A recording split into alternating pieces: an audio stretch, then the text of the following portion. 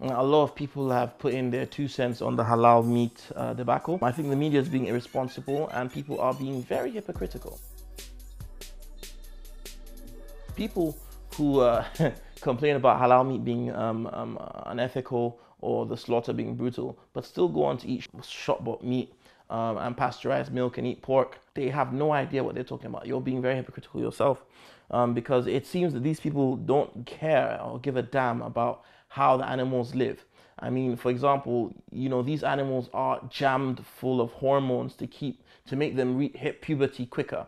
They're not. A lot of the chickens are battery farmed, which means that they're kept in small spaces.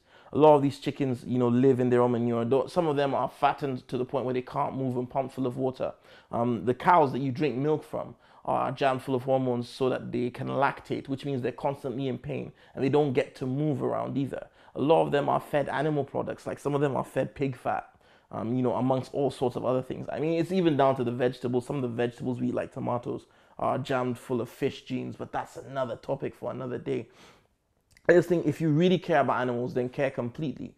If you really, if you don't like halal slaughter, but you also are against regular abattoir slaughter, that's one thing. But to claim that you don't like halal slaughter because it's brutal, but then not do any research once the meat isn't halal, is ignorant and hypocritical as well. If you're going to be angry, if you're going to have a cause, then be just to that cause. Don't be a hypocrite. If you don't like halal meat because it's linked to a certain religion, that's one thing. But don't pretend that you care about animals, because when it comes down to it, it seems that people think about animals the same way we think about celebrities in Britain. We don't give a damn about them while they're alive and how they suffer and what their trials and tribulations are. But the moment they're dead, we love them to death. Now, another thing is this. A lot of people don't realize that the drugs, a lot of the drugs and stuff that these animals are given, and are legally given, have side effects for animals. So a lot of the animals that we see reaching the abattoir, being slaughtered, being passed for consumption, have tumors as side effects of the chemicals that they've been pumped full of. These animals have tumors, cysts, all kinds of infections, and they get passed off. And people think, oh no, but the tests are really stringent. No, they're not. You just recently found out that you've been eating horse meat, and that didn't even offend you. But all of a sudden, you find out that the beast that you're eating was conscious before it was killed, and you're angry about that? Please tell me, how are you not being hypocritical? If you'd rather eat a cancer-riddled horse and think it's beef than have an animal reared naturally and killed quickly, you have a problem. It's absolutely disgusting. And a lot of these things are cancer threats. We've got so much stuff wrong. I mean, like I said, with the milk, not only is the way the cow that produces the milk unethical, but the product that comes afterwards when the milk is pasteurized is also unethical, because the enzymes that help you digest lactose are taken away from the milk.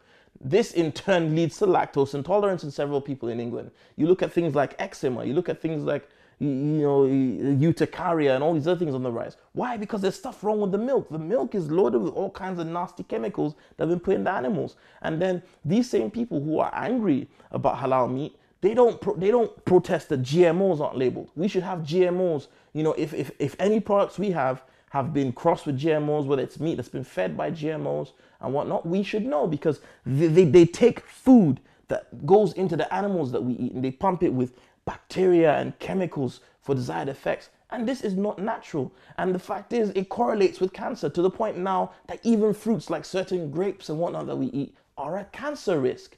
And look, there is a huge rise in cancer. It's ridiculous that somebody could buy GMOs and then still, give money every month to cancer research. If you really want to help out, with the planet and with your health, you should be protesting against the Monsanto brothers. This is a company that hires ex-military people to guard their compounds. These people are the ones in charge of corn syrup that's been pumped through. I mean, to be honest with you, on average, the animals we eat are more juiced up than NFL players. And we don't have a problem with it. Nobody wants their food GMO labeled. Nobody even knows about the Monsanto brothers. The Monsanto brothers, the company in charge of the most GMO products. In their kitchen, they only eat organic food. And people don't care about this. People don't care about it. We are watching our relatives die every day of cancer and other diseases. And it's in the food that we eat. And we don't even care. As long as it's not halal, it's fine. No. Get up and do something. And even if you don't believe me, that's fine. But research, just Google Monsanto brothers and the GMOs. These people are going in and they're trampling on the rights of small farmers. They're even trying to copyright things that occur naturally. Last I heard, they're trying to copyright turmeric. Can you imagine that? Turmeric. For examples of the tyranny of the monopoly that is the Monsanto brothers, I will provide some links below, and you can do some of your own research and find out just what is going into the food that your children are eating. You know, the loads of carcinogens that we're eating. There's so much stuff wrong with the food that we eat, and people really want to be concerned about whether or not it was a blade or a bolt that killed the animal they ate. I'm sorry, that's ridiculous. The only people who really have a leg to stand on when it comes to complaining about whether or not food is halal would be practitioners of dharmic religions such as Sikhs and Hindus. And even they don't really have a leg to stand on, because if you're truly a practicing Sikh or Hindu, A, you shouldn't be eating meat. B, if you are eating meat and you are from the school of thought that thinks it's okay to eat meat, you shouldn't be eating shop-bought meat, because shop-bought meat, no matter what, will conflict with Sikh or dharmic beliefs, because the animal suffered. And as Sikhs, you should not, and as Hindus, you should not be eating an animal if it suffered. You should make sure that it was reared naturally. In fact, the traditional approach for a Sikh or a Hindu who eats meat is that you rear the animal by your own hand, you ensure that the animal is raised properly, and then you kill it. And the Sikhs and the Hindus have their own method of killing called jatka, which is one hit, one kill. So as long as the animal is in jatka, and as long as the animal suffered and was tortured, you shouldn't eat it.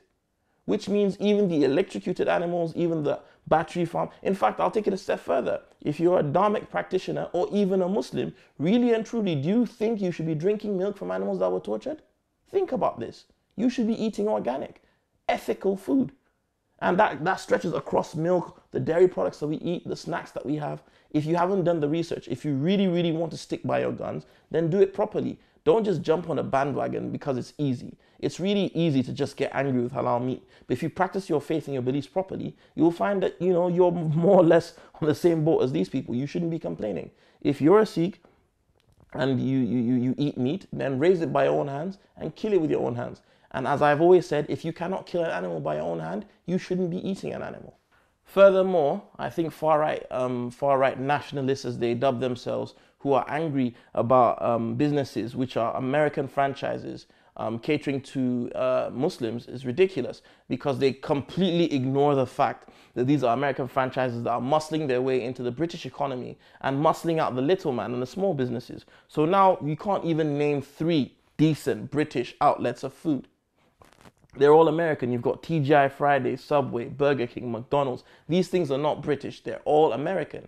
And they've completely forced themselves into the British way of life and almost eroded for every KFC, Subway, Burger King, McDonald's that you see. That's like 2 or 3 English shops that could have been there, but they're gone. Very soon, all we'll have left is Greg's. And who knows, they might go halal too. But the point is this: if you're so nationalistic and you're so angry, but you don't mind, it's like you're saying, yes, rape our economy. Yes, take business away from the middleman. Just make sure that British Muslims can't eat.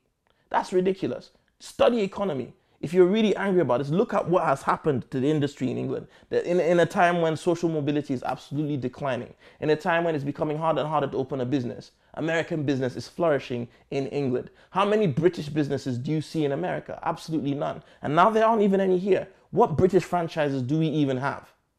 If you really want to be nationalistic about it, then don't shop at American style diners. Don't eat at American style diners. Don't eat at American fast food implements.